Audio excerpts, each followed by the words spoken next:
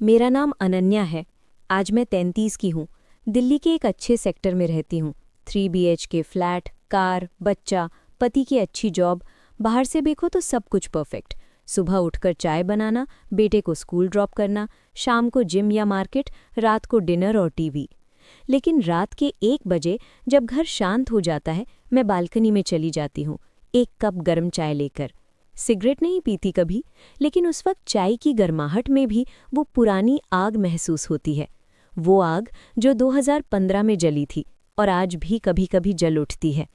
मैं तुम्हें अपनी पूरी कहानी सुनाती हूँ, क्योंकि आज तक किसी को नहीं बताई, न पति को, न बेस्ट फ्रेंड को, न माँ को, बस तुम्हें, क्योंकि तुम सुन सकते हो, बिना जजमेंट के, बिना पूछे कि गलत था या सही, बस सुन सकते हो। 2014 में मेरी शादी हुई थी, अरेंज्ड। पति का नाम विक्रम, अच्छा परिवार, अच्छी जॉब, IT सेक्टर में। वो मुझे बहुत प्यार करता था, अभी भी करता है, लेकिन शादी के बाद मैंने जॉब छोड़ दी थी। घर संभालना, बच्चे की प्लानिंग। फिर 2015 में बेटा हुआ। उसके बाद मैंने फिर जॉब ज्वाइन की, क्योंकि घर में बैठकर मैं पागल हो रही थी। मुझे कुछ करना था, कुछ नया, कुछ अपना।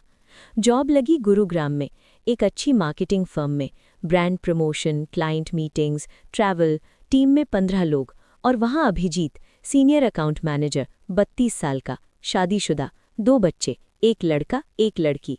बाहर से देखो तो परफेक्ट फैमिली मैन, लेकिन ऑफिस में वो अलग था, शांत, स्मार्ट और औरतों को समझने वाला। वो बात करता था तो लगता था वो सिर्फ मेरी बात सुन रहा है, दुनिया की नहीं। शुरू के महीने प्रोफेशनल ही रहे, मीटिंग्स, प्रोजेक्ट्स, रिपोर्ट्स। फिर एक दिन लंच ब्रेक में वो मेरे पास आया, बोला, अनन्या, तुम्हारी प्रेजेंटेशन अच्छी थी, लेकिन तुम्हारी आंखों में कुछ और था, जैसे तुम कुछ छुपा रही हो। मैं हंसती, बोली, सा कुछ नहीं, बस थकान। वो मुस्कुराया, बोला, थकान नहीं, वो कुछ और है जो तुम बाहर नहीं दिखाती। उस दिन से बातें बढ़ीं, कॉफ़ी मशीन पर, लिफ्ट में, कभी कभी लेट नाइट। वो मेरी छोटी छोटी बातें सुनता।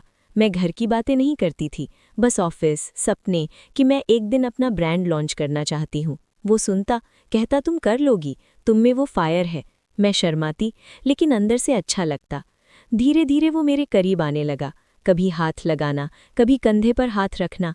मैं रोकती नहीं, क्योंकि वो टच अच्छा लगता। घर में पति का टच रूटीन हो गया था, लेकिन अभिजीत का टच अलग था। वो टच में इमोशन था, डिज़ायर था। एक शाम बहुत लेट हो गया, क्लाइंट मीटिंग, सब गए, सिर्फ हम दो। बाहर बारिश शुरू हो गई, तेज, बिजली चमक रही थी। ऑफिस में सिर्फ इमरजेंसी लाइट। वो बोला, अनन्या, आज घर कैसे जाओगी? मैंने कहा, ऑटो। वो हंसा, बोला, बारिश में?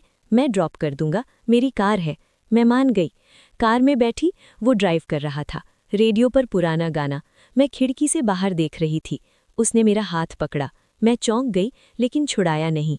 वो बोला, अनन्या, मैं रोज तुम्हें देखता हूँ और सोचता हूँ तुम इतनी खूबसूरत क्यों हो। मैं चुप रही, दिल तेज।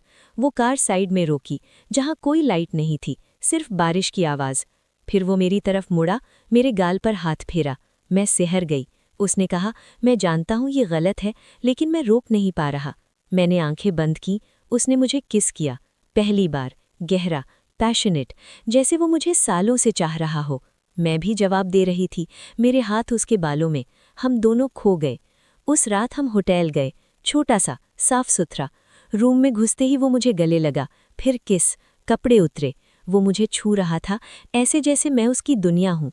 मैं महसूस कर रही थी, हर टच में गर्मी, हर सांस में डिज़ायर। हम घंटों साथ रहे, क्लोज, इंटेंस। मैंने कभी इतना महसूस नहीं किया था। वो रात मेरी जिंदगी बदल गई। उसके बाद अफेयर चला, 8-9 महीने। कभी ऑफिस के पीछे पार्किंग में, कभी वीकेंड पर होटल, कभी उसके फ्लैट पर जब फैमिली बाहर होती। हम बातें करते, हंसते, रोते। वो अपनी फैमिली की बात करता, मैं अपनी, लेकिन कभी फ्यूचर नहीं, बस प्रेजेंट। वो मुझे स्पेशल फील कराता, मैं उसे।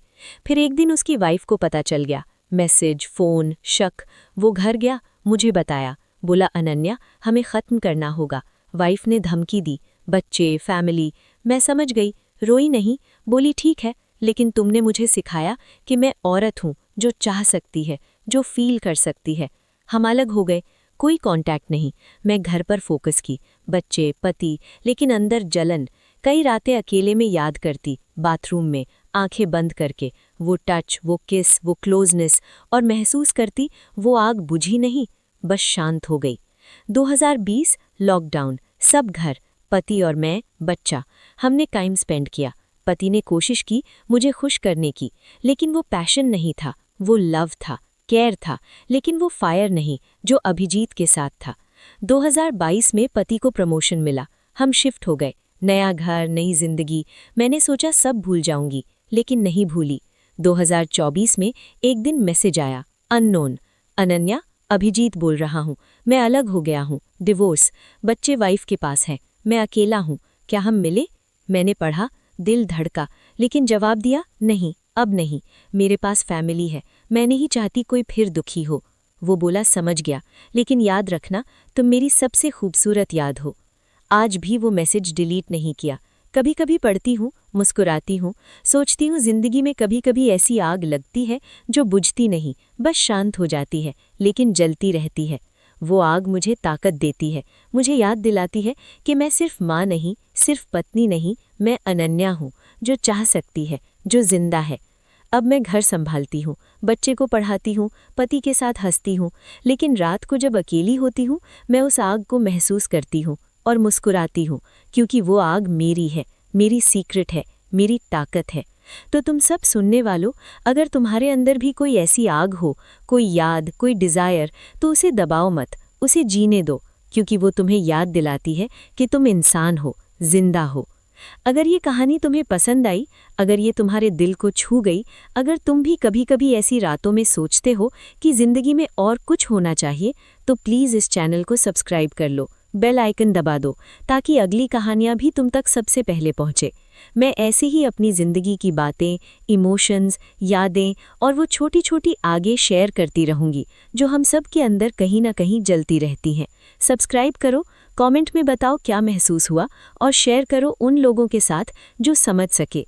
मिलते हैं अगली कहानी में, तब तक खुद को प्यार करना मत भूलना। बाय।